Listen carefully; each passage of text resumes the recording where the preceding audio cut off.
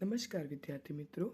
ધોરણ 8 સામાજિક વિજ્ઞાનમાં આપણે પાઠ 2 ભારતમાં અંગ્રેજી શાસન એટલે કે 1757થી 1857 સુધીમાં અંગ્રેજોએ શા ફેરફારો કર્યા અને કઈ રીતે પોતાની સત્તા મજબૂત બનાવી અને કઈ પદ્ધતિઓ દાખલ કરી તેના વિશે આપણે સમજી ગયા. હવે આજે આપણે આગળ એ લોકોએ કઈ રીતે પોતાની સત્તાને મજબૂત બનાવી અને ઇંગ્લેન્ડનો વિકાસ કર્યો એના વિશેની વાત કરીએ. તો સૌથી પહેલાં તો ઈસવીસન 1765માં બંગાળમાં દીવાની સત્તા પ્રાપ્ત કર્યા પછી કંપનીએ તેના કર્મચારીઓ પાસે બંગાળની વાર્ષિક ઉપજની માહિતી એકઠી કરાવી.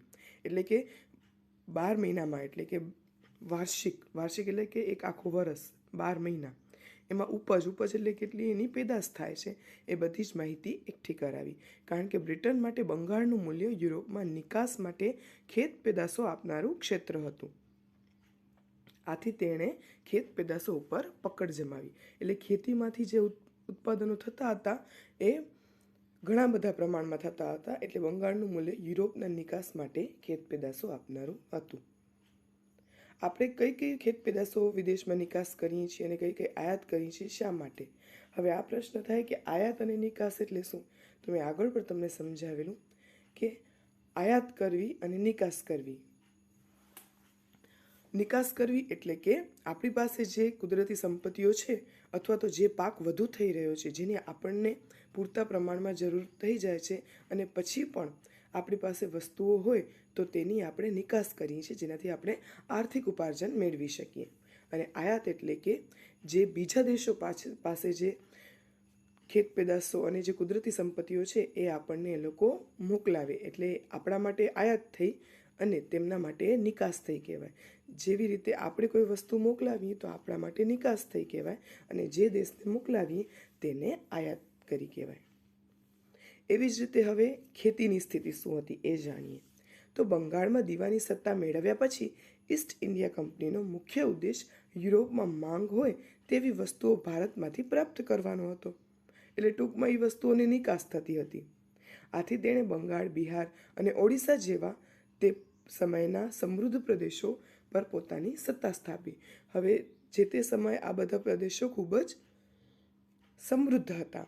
ભારતનો જે પૂર્વીય ભાગ છે, જે દરિયાકાંઠાને લગતો ભાગ છે, એ બધું જ એકદમ સમૃદ્ધ હતું. કંપની ભારતના ખેત પેદાશોના ખરીદ વેચાણના બજારો ઉપર પોતાનો ઇજારો સ્થાપવા માંગતી હતી. ઇજારો એટલે શું? કે કોઈ પણ વસ્તુ હોય તેનો પોતે જ બધી જ વસ્તુઓ ખરીદી લે અને બીજા કોઈ વસ્તુ ઉપર આધિપત્ય ન જમાવી શકે. ઇજારો એટલે એક જાતનો આધિપત્ય થયો, માલિકી હક જમાવા જાય. ઇંગ્લેન્ડમાં નિકાસ કરવાની જે જરૂરી વસ્તુઓ હતી તેમાં મુખ્ય ખેત પેદાશો હતી. આથી કંપનીએ ભારતમાં ખેતીનું પોતાની મરજી મુજબ વેપારીકરણ કરવા પ્રયાસ કર્યા. આ પાકોમાં મુખ્યત્વે ઘડી, કપાસ, કાચું રેશમ, અફીણ અને મરી મસાલાનો ઉપયોગ થતો હતો. હવે તમને ખ્યાલ છે કે આ વસ્તુઓ મેળવવા માટે તો એ લોકોએ જળમાર્ગો શોધ્યા હતા અને આ વસ્તુ એ લોકોને આરામથી મળી રહેતી હતી. આ ખેત પેદાશોનું કંપની શાસન હેઠળ વેપારીકરણ થતાં તેની સ્થિતિ કેવી થઈ તેના વિશે જાણીએ. હવે આ તમને એક કાલ્પનિક ચિત્ર અહીં આપેલું છે કે બંગાળમાં ગ્રામ્ય બજારનું એક ચિત્ર આપેલું છે. હવે કઈ કઈ વસ્તુઓની નિકાસ થતી હતી તો આપણે જોઈએ. કાચું રેશમ. કાચું રેશમ એટલે કે 18મી સદીના સમય દરમિયાન ઇંગ્લેન્ડમાં કાચું રેશમ સ્પેન અને ઇટાલીમાંથી આવતું હતું. જો બંગાળમાં થતું રેશમ હાથમાં આવી જાય તો બ્રિટનને સ્પેન અને ઇટાલી પર નિર્ભર ન રહેવું પડે. હવે ક્યારે 18મી સદીમાં જે રેશમ હતું એ ઇંગ્લેન્ડમાં ક્યાંથી આવતું હતું? સ્પેન અને ઇટાલી જેવા દેશોમાંથી આવતું હતું. પરંતુ જો બંગાળમાં જ જે વસ્તુ મળી જતી હોય તો એને એના ઉપર નિર્ભર ન રહેવું પડે. હવે આથી શું થયું? આથી કંપની ગમે તેમ કરીને ખેડૂતો ઉપર જુલમ ગુજારીને પણ 19મી સદીના અંત સુધી ભારતમાંથી નિકાસ થતા રેશમ ઉપર પોતાની સત્તા સ્થાપી દીધી. એટલે કે કાચું રેશમ જે હતું, જે એ લોકો આયાત કરતા હતા, એમને આયાત કરવાની જરૂર પડતી નહીં. અને શું કર્યું? બધું જ ભારતીય રેશમ ઇંગ્લેન્ડ મોકલતા. ત્યારબાદ આવે છે ઘડી. હવે ઘડી જે વસ્તુ છે ને, એક રંગકામમાં વપરાતું દ્રવ્ય છે. તેનો છોડ ગરમ પ્રદેશોમાં જ થાય છે અને તેની મોટી માંગ હતી. કાપડ ઉપર ભારતની ઘડીનો રંગ ચમકતો હોય તે રીતે ઉપસતો હતો. આવો રંગ અન્ય ઘડીઓથી ઉપસતો ન હતો. એટલે કે ભારતની ઘડીનો જે રંગ હતો ને એ અલગ જ હતો, એની વિશેષતા હતી. તેનો ઉપયોગ સુતરાઉ કાપડને રંગવામાં થતો હતો. અલગ અલગ કપડાં કલરના આપણે રંગના કપડાં પહેરતા હોઈએ છીએ ને, તો એનામાં એનો ઉપયોગ થતો હતો. ઈસવીસન 1790 સુધી યુરોપિયન દેશો ઘડીનો પુરવઠો કેરેબિયન દેશોમાંથી મેળવતા હતા, પરંતુ તેનું ઉત્પાદન ઘટવાથી ભારતે ઘડીની માંગ વધવા લાગી. આથી અંગ્રેજો ભારતમાં પોતાની હુકુમત હેઠળના પ્રદેશોમાં યુરોપીયોને વસાવી ઘડીનું ઉત્પાદન વધારવા લાગ્યા. એટલે શું કર્યું, એના ઉપર પણ એમણે વર્ચસ્વ જમાવ્યું. ભારતમાં ઘડીના ઉત્પાદનની બે પ્રથા હતી, એક નીજ અને રૈયત પદ્ધતિ. નીજ પદ્ધતિ અને રૈયત પદ્ધતિ. હવે નીજ પદ્ધતિમાં જે હતી પ્રથા, એમાં ઉત્પાદકો પોતાના જ હળ, બળદ તથા ઓજારોનો ઉપયોગ કરીને ખેતી કરતા, છોડ તૈયાર કરતા અને છોડ તૈયાર થાય ત્યારે કાચો માલ કારખાનામાં પહોંચાડવામાં આવતો. હવે જ્યારે જે રૈયત પદ્ધતિ હતી તેમાં શું હતું કે ખેડૂતનો, તમને આપણે આગળ પણ શીખી આવ્યા રૈયત પદ્ધતિ વિશે. તો એ રૈયતી પ્રથામાં ખેડૂત પોતાની જમીન પર ઘડીનું વાવેતર કરતો અને તૈયાર થાય ત્યારે તે બાંધ્યા ભાવે કારખાનામાં વેચતો. આ પદ્ધતિમાં કારખાનેદાર ખેડૂતને લોન ધીરતો હતો. મોટા ભાગનું ઉત્પાદન આ પ્રથામાં થતું હતું, કારણ કે ઘડીના ઉત્પાદકોને વધુ લાભદાયક હતું. એક તો તેનો ભાવ નીચા બાંધવામાં આવતા અને ખેડૂતોને તેનું વાવેતર કરવા મજબૂર કરવામાં આવતો. હવે આમાં ખેડૂત કરતાં ઉત્પાદકોને વધુ લાભ થતું હતું. જો ખેડૂત ઇનકાર કરે તો તેના પર જુલમ ગુજારવામાં આવે અને તેના પાકનો નાશ કરવામાં આવે. હવે અહીં તમને દેખાય છે ઘડીના છોડનું એક દ્રશ્ય છે અને કઈ રીતે લોકો ખેતી કરે છે અને કારખાના સુધી પહોંચાડે છે. આવી રીતે શું કરવામાં આવે, જો ખેડૂત એનો ઇનકાર કરે, વિરોધ કરે, તો શું થઈ જાય, એના પાકનો નાશ થઈ જાય. ખેડૂતો પર ઉત્પાદકોની ધાક જાળવી રાખવા કંપનીના જે મળતિયાઓ હોય અને અનેક ગેરરીતિઓ આચરતા હતા. એટલે શું કરે, ધમકાવે, દબડાવે એમ કરીને અને ધમકાવે કે અમે તમારો નાશ કરી નાખશું, તમારા પાકનો. ખોટા હિસાબો રાખે, મજૂરો જો ભણેલા ન હોય એટલે એનો લાભ લે. તેમજ ખેડૂત પાસે ફરજિયાત વાવેતર કરાવે.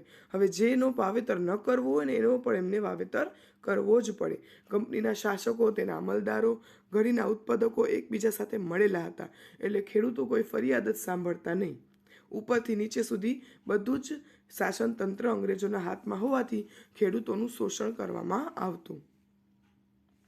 આ અસંતોષના કારણે 1859-60માં વ્યાપક પ્રમાણમાં ઘડીના રમખાણો થયા. એટલે એનામાં એ લોકોએ વિરોધ કર્યો અને મોટા પાયે રમખાણો થયા, ઝઘડા થયા. હવે ત્યારબાદ આવે છે કપાસ. જેમ ઘડી એ પૂર્વ ભારતનો મહત્વનો વેપારી રોકડીયો પાક હતો ને, તેમ કપાસ પણ પશ્ચિમ ભારતનો મહત્વનો વેપારી પાક છે. ઈસવીસન 1780ના દાયકામાં ઈસ્ટ ઇન્ડિયા કંપની તથા તેમના કૃપાપાત્ર કેટલાક વેપારીઓના ચીન સહિત ભારતના રૂ ઉત્પાદન કરતા પ્રદેશો ઉપર અંકુશ હતો. એટલે ઘણા બધા દેશોનો શું હતો, અંકુશ હતો. કંપની ખેડૂતોને તે વખતે બજાર ભાવ કરતાં ઓછા ભાવે કપાસ વેચવા ફરજ કરતી હતી. ખેડૂતોને કપાસના યોગ્ય ભાવ ન મળવાથી તેઓ પાયમાલ થવા લાગ્યા. એટલે કે આપણે જેટલો એમનો ખર્ચો આવતો હતો એમનાથી એને ઓછું વળતર મળતું હતું.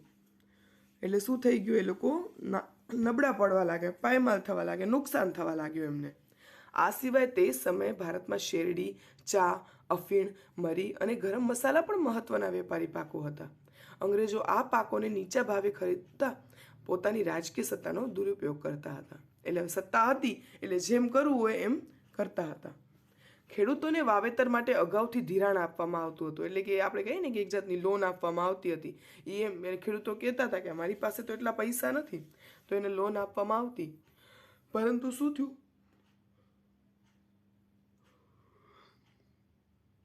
આનાથી ખેડૂતો જ દેવાદાર બની ગયા અને પછી તેમના નીચા ભાવે વેપારી પાકો ખરીદવામાં આવતા. આથી વેપારીઓને ભારે નફો થવા લાગ્યો અને ખેડૂતો વધુ ગરીબ બનવા લાગ્યા. આમ ભારતમાં વેપારી પાકો ખરીદ વેચાણમાં કંપનીનો પ્રભાવ હતો. ભારતના કાચા માલને કારણે ઇંગ્લેન્ડમાં ઉદ્યોગો સમૃદ્ધ બનતા ગયા. અને આપણું શું થઈ ગયું? નુકસાન થતું ગયું. આથી કંપની ભારતમાં વેપારી પાકો ઉપર પોતાની સત્તા સ્થાપવા માંગતી હતી, જેના કારણે ખેડૂતો મોટી સંખ્યામાં જમીન વિહોણા થઈ ગયા અને ખેત મજૂરો બની ગયા. હવે સ્વાભાવિક છે, લોન આપણે ચૂકવી ન શકીએ. કારણ શું કામ ચૂકવી ન શકીએ? કારણ કે મહેનત કરે એટલો એ લોકોને વળતર ના આપવામાં આવે, એટલે જમીનોનું પછી દબાણ થાય, જમીનોને લઈ લેવામાં આવે. આનાથી શું થતું ગયું? પોતાના હસ્તક થતી ગઈ જમીનો, અને જે ખેડૂતો હતા એ જમીન વિહોણા થઈ અને માત્ર ખેત મજૂરો બની ગયા. વિદ્યાર્થી મિત્રો, આ આપણે કઈ રીતે એ લોકોએ કપાસ, ઘડી અને કાચા રેશમ ઉપર પોતાનું પ્રભુત્વ જમાવ્યું, કઈ રીતે બજારો ઉપર પોતાનું પ્રભુત્વ જમાવ્યું, તેના વિશે આપણે આમાં સમજી ગયા. આગળ આપણે જે ખેડૂતોએ વિરોધ કર્યા, અમુક જાતિઓએ આનો વિરોધ કર્યો અને કઈ રીતે અંગ્રેજી શાસન પોતાની પકડ જમાવતું ગયું, એના વિશેની આગળ પાઠમાં ચર્ચા કરીશું. તો આ એકવાર તમે વાંચી જાજો.